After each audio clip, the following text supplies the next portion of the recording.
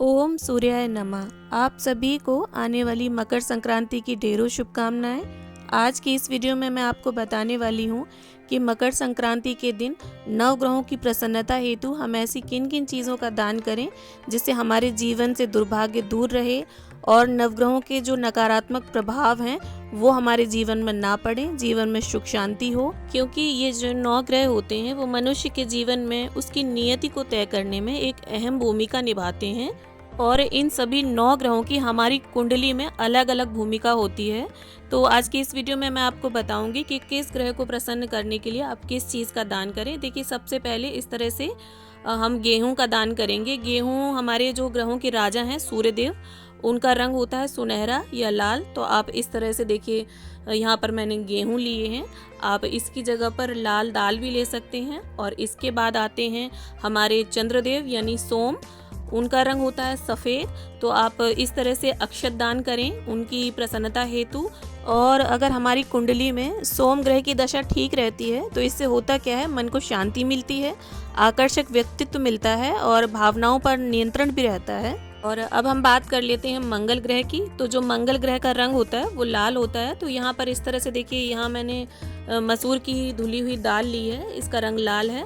तो इस तरह से आप ले सकते हैं। और मंगल ग्रह अगर हमारी कुंडली में ठीक रहता है तो जीवन में हमारे स्वास्थ्य अच्छा रहता है, धन शक्ति समृद्धि आती है जीवन में और दुर्घटनाओं की आशंका भी कम हो जाती है जीवन में। तो इस तरह से देखिए, आप मंगल ग्रह को मजबूत करने के लिए लाल दाल का दान करें। तो अब हम बात कर लेते हैं बुध ग्रह की। तो जो बुध ग्रह का रंग होता है वो हरा होता है और अपनी कुंडली में बुध ग्रह को मजबूत करने के लिए आप इस तरह से हरी मूंग की दाल का दान कर सकते हैं। और बुध ग्रह अगर हमारी कुंडली में मजबूत होता है तो ये ज्ञान को बढ़ाता है। और अब हम बात कर लेते हैं गुरु ग्रह की यानी बृहस्पति ग्रह की। तो इनका जो रंग होता है वो पीला होता है। तो यहाँ पर मैंने पीली चने की दाल ली है, आप अरहर की दाल भी ले सकते हैं। और अगर हमारी कुंडली में गुरु ग्रह मजबूत होता है तो ये नकारात्मक प्रभाव जीवन में कम करता है, बुरी भावनाओं को दूर कर जीवन में शांति, पुण्य और वीरता प्रदान करता है। और इसके बाद अब हम बात कर लेते हैं शुक्र ग्रह की। तो शुक्र ग्रह का जो रंग होता है वो सफ़ेद होता है। तो यहाँ मैंने सफ़ेद तिल लिए हैं, आप चावल भी ले सकते हैं। तिल मैंने इसलिए लिए हैं क्योंकि मकर संक्रांति पर तिल दान का भी एक अलग ही महत्व होता है। तो आप तिल ले लें या चावल ले लें, दोनों में से कोई भी एक चीज़ ले लें।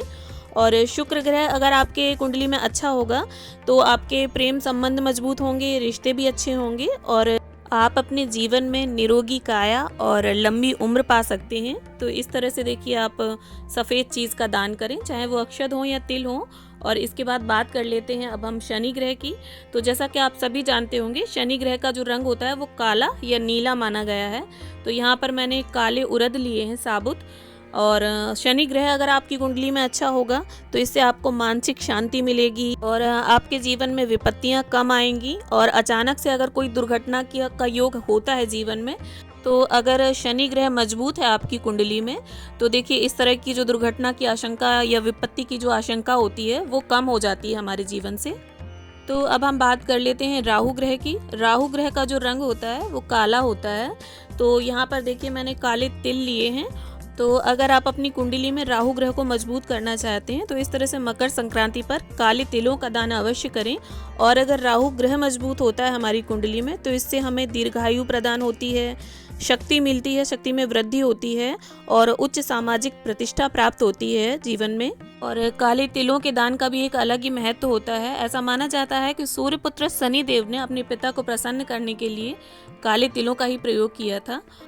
तो आप इस तरह से काले तिल भी ले सकते हैं या काले उड़द ले लें।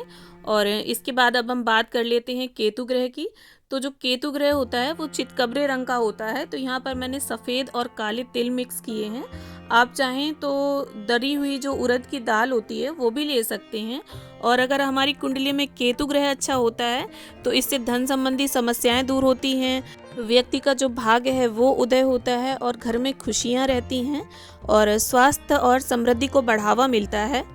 तो देखिए, इस तरह से मैंने ये 9 चीज़ें आपको दिखाई हैं। आप मकर संक्रांति पर इन चीज़ों का दान जरूर करें अपने 9 ग्रहों की दशा को सुधारने के लिए कुंडली में। और अगर आप इन चीज़ों के साथ कुछ सब्जियां भी दान करना चाहते हैं तो देखिए वो भी मैं आपको इस वीडियो में दिखा देती हूँ कि आप किस चीज़ के लिए कौन सी सब्जी साथ में दान करें। देखिए सूर्य ग्रह को मजबूत करने के लिए इस तरह से गेहूं के साथ साथ आप आलू का भी दान कर सकते हैं, क्योंकि आलू भी सुनहरे रंग का ही होता है। तो आप इस तरह से आलू दान कर लें। और सोम ग्रह के लिए यानी चंद्र ग्रह के लिए चावल के साथ साथ आप किसी भी सफ़ेद सब्जी का दान कर सकते हैं। जैसे फूल गोभी ले लें या मूली ले सकते हैं आप फूल गोभी की जगह पर। अब बात कर लेते हैं मंगल ग्रह की। तो इसके लिए आप लाल दाल के साथ लाल गाजर भी दे सकते हैं या कोई भी लाल फल दे सकते हैं आप, जैसे सेब ले लें, अनार ले लें।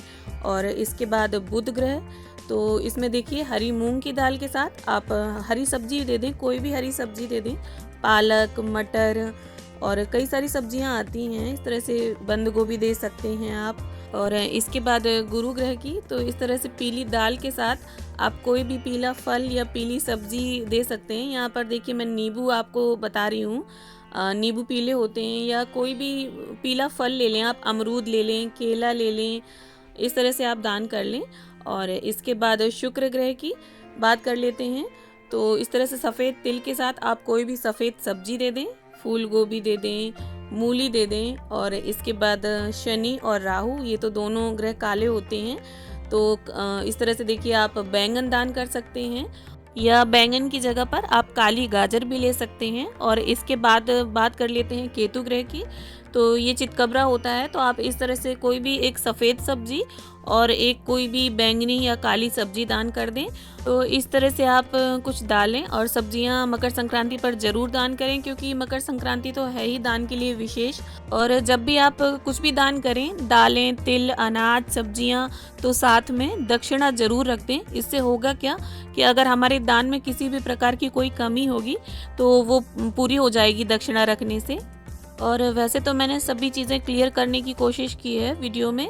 अगर आपके समझ में कोई चीज़ ना आई हो, कोई प्रश्न हो आपके मन में, तो आप मुझसे कमेंट करके पूछ सकते हैं, मैं उसका रिप्लाई देने की पूरी कोशिश करूँगी। और उम्मीद करती हूँ आप सभी को वीडियो ज़रूर पसंद आया होगा।